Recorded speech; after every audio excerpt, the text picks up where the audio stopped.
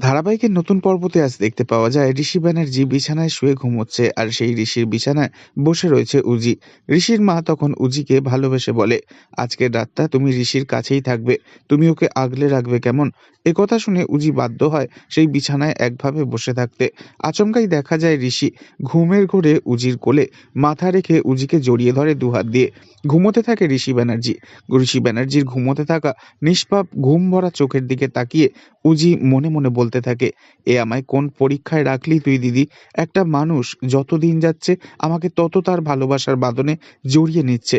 সত্যিই কি ঋষি আমার বাবার মৃত্যুর জন্য দায়ী, নাকি অন্য কোনো রহস্য লুকিয়ে রয়েছে? তবে এবার খুব শীঘ্রই দেখা যাবে সমস্ত সত্যি, জানতে পেরে যাবে উজি। আর জানতে পারার পর ভুল ধারণা ভাঙবে উজির মনে। কিন্তু নিশা, সে ভুল বুঝবে আর ভুল বোঝাবে উজিকে। কারণ নিশা চেষ্টা করবে এবার ঋষি ব্যানার্জির ক্ষতি করতে। তবে কি উজি সফল হবে ঋষি ব্যানার্জিকে বিপদের হাত থেকে বাঁচাতে? নেক্সট আপডেট জানতে অবশ্যই সাবস্ক্রাইব করে রাখবেন। ধন্যবাদ।